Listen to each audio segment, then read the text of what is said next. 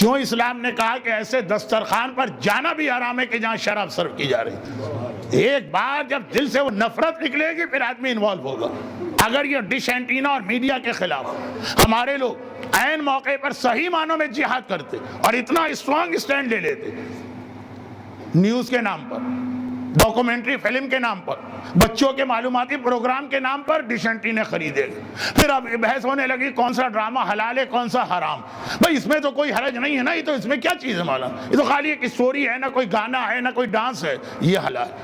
اب جیسے جیسے ہم آگے بڑھ رہے، شیطان تو باقاعدہ ایک بلو پرنٹ بنا کے بیٹھا تھا کہ کیسے کیسے ان کے گھروں میں مجھے جانا، پھر ڈراموں میں گانے بھی آئے، پھر ڈراموں کے اندر ڈانس بھی آئے، اور پھر ڈراموں کے حوالے سے تمام خرافات ہمارے گھروں میں آ گئے۔ اب اتنی جم گئی ہے کہ اچھے بھلے لوگ کہتے ہیں کہ مولانا ہمارے لیے یہ آسان ہے کہ ہم گھر سے نکل جائیں، ڈش اینٹینا کو نہیں نکال سکتے۔ بھائی فتنہ جم جائے برف کی طرح سے تو شروع میں جو نرم برف ہوتی ہے بڑی مزیدار لگتی ہے، مزہ آتا ہے کھانے میں بھی، چلنے میں بھی، ایک دوسرے پہ گولے بنا کے پھینکنے میں بھی، لیکن ذرا سا اس کو وہاں رہنے دیا اتنی خطرناک ہے۔ ویسا ہی مسئلہ آج کل ایک اور ہو سکتا ہے کہ یہ بھی برف کی طرح جم گیا ہو، تو پھر میں انتظار کروں گا کہ اب اس کے بعد کون سا فتنہ۔ لیکن آج جو سب سے بڑا فتنہ میرے حساب سے بات چلی یہ تھی کہ اللہ تمہیں فتنے میں ڈالے گا، یعنی امتحان۔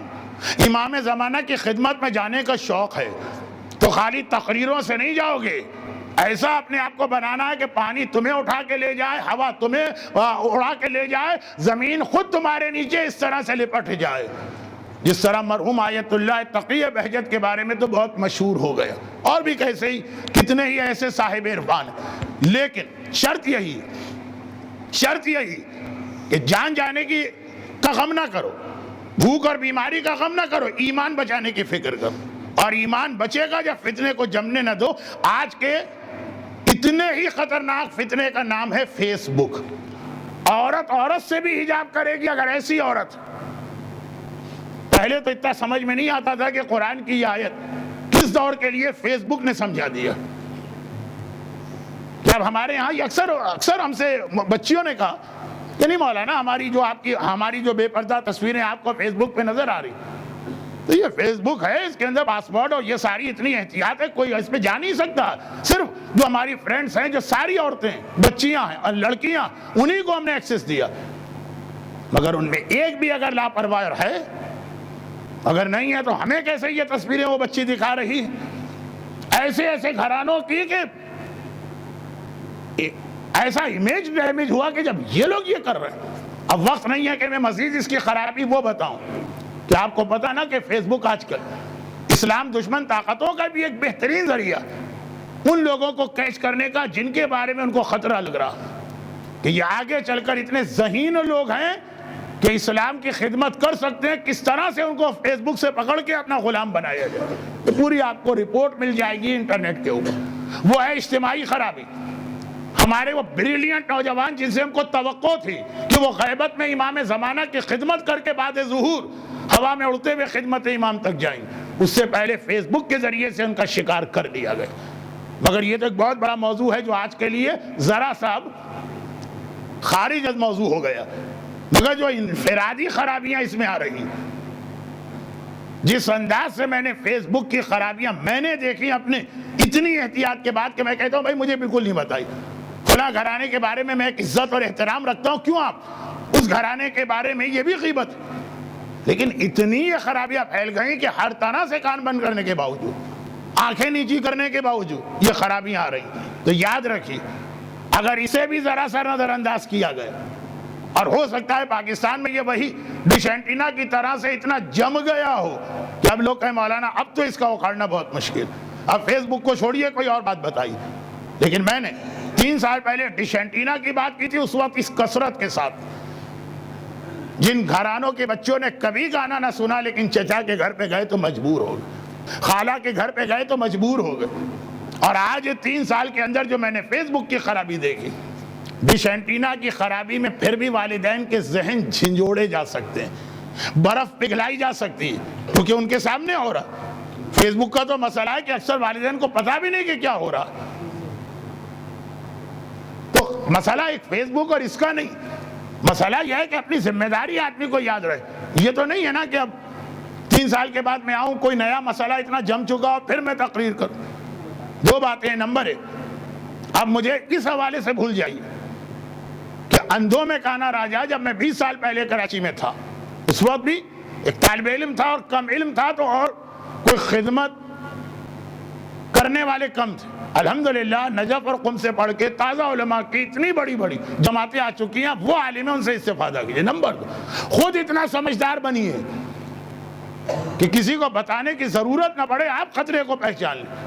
جب امام زمانہ آئیں گے فتنے اس تیزی کے ساتھ ہوں گے کہ ہر ایک کو جا کے امام نہیں بتایا کریں گے فتنہ ہے روکو. ہر مومن کو اتنا سمجھدار ہونا چاہیے. تو دیکھیے 4 باتوں کا ربط دیکھ لیجئے. اب تمہید ہی میں مجلس ہو گئی. البتہ اتنا عرض کروں کہ اسی کو پھیلا لیجئے گا تو ایک اشرہ بن جائے گا. برف, یہ برف ہمیں جہاں یہ یاد دلاتی ہے کہ خدمت امام میں پہنچنے کے لیے ہمیں مینٹلی کس طرح تیار ہونا, تو وہاں یہ بھی یاد دلاتی ہے کہ اس غیبت میں ہمیں کیا خدمت امام کرنا ہے کہ دوسرے امام تک جائیں اور ہمیں امام بلائیں. یہ برف ہمیں یہ یاد دلاتی کہ دنیا بھر میں ہر جگہ پرابلم چل رہے ہیں, پاکستان کی شہادتیں, لیکن وہ کوئی ہمارا نقصان نہیں. یہ نقصان ہے اگر ہمارا یا ہمارے بچوں کا ایمان ختم ہو گیا, کمزور ہو گیا, آدھا رہ گیا. اور جب آپ کے سامنے فتنہ آ جائے تو بر وقت اس کا علاج کریں. اور اتنے اویئرنیس ہونے چاہیے لوگوں میں, آگہی, کہ فوراً پہچان لے کہ ڈش اینٹینا جو ڈاکومنٹری فلم کے نام سے ہمارے یہاں چھلانگ لگا کے آ رہا ہے, یہ اس پہ نہیں رکے. جب اورنج جوس آدمی کو شرابی نمازی بنا سکتا ہے تو یہ تو پتہ نہیں کتنی تباہی پھیلائے. اور فیس بک جو ہمارے یہاں بڑے فائدے کے ساتھ آ رہا, 4 سال پہلے میں نے ایک جملہ کہا تھا کہ انٹرنیٹ کی چیٹنگ کو بھی آغا سیستانی حرام قرار دیتے ہیں بحیثیت عنوان ثانوی, لیکن بہرحال حرام قرار دیتے. اس کے فوراً بعد جواب ملا ممبر سے, جی نہیں ایسا کچھ نہیں ہے, سارے مراجع نے اجازت دی ہے, کیا ایک بچی اپنے کورس کے بارے میں بھی نہ پوچھے. مجمع نے میری بات نہیں مانی, وہ بات مانی کیونکہ اس میں ان کا فائدہ تھا. لیکن آغا سیستانی زندہ ہیں, صحیح سلامت ہیں, خدا ان کو طول عمر دے, مزید صحت کے ساتھ وہ نجف کو سنبھالے ہوئے ہیں. جا کے لوگ پوچھ سکتے ہیں, معلوم بھی کر سکتے ہیں. ان کی کتابوں میں بھی چھپا ہوا مسئلہ آ گیا, اس میں سے کوئی ضرورت ہی نہیں کہ یہ کہہ رہے ہیں وہ کہہ رہے ہیں. تو اسی طرح فیس بک کا بھی جواب آنے والا ہوگا کہ جی کیا بات کرتے ہیں یہ مولانا, یہ پتہ نہیں کون سے کنویں کے مینڈک ہیں. کوئی صاحب تو چیلنج کر کے کہیں گے ذرا ٹھہر جاؤ, ان میں سے ہر عالم اور ہر مرجع کا اپنا فیس بک سٹارٹ ہونے والا ہے. کیونکہ مولویوں کی عادت یہی ہوتی ہے, پہلے روکتے ہیں پھر خود وہی کام کرنے لگتے ہیں. اور مثالیں ایسی لاتے ہیں جو شیعہ علماء کی آئین. پہلے لاؤڈ اسپیکر کو منع کرتے تھے, اب بغیر لاؤڈ اسپیکر کے مجلس پڑھنے کو تیار نہیں. پہلے فوٹوگرافی کو منع کرتے تھے, اب تو کیمرے کے سامنے سے ہٹنے کو تیار نہیں ہے. یہ ساری مثالیں ریپیٹ کی جائیں گی نا, ہر چیز کا قوم کے پاس ایک ہی جواب. میں کہتا ہوں ہمارے سارے مراجع, ان کی کتابیں موجود ہیں, کس مرجع نے یہ چیزیں لکھی. مثالیں آپ غیروں کی لے کر آئیں. جو نظام حکومت دشمنان اہل بیت کا خراب تھا, اس کی مثالیں لا کے مولا کے حوالے سے بات کریں, اور نتیجے میں جدید ترین فتنوں کو بھی نظر انداز کر دیں کہ یہ تو مجتہدین کا کام ہے, پہلے حرام کہتے ہیں پھر خود ہی حلال کرنے لگتے. تو دیکھیے اس کا جواب ملے گا. شیطان مر کوئی تھوڑی گیا, وہ مجھ سے زیادہ طاقتور ہے, اس کا میڈیا مجھ سے زیادہ اسٹرانگ ہے, لیکن میرا کام اپنا پیغام دینا, اور خاص طور پر اس لیے دینا کہ قوم میں اتنی بیداری اور اویئرنیس, یہ کربلا کا سب سے بڑا مقصد تھا.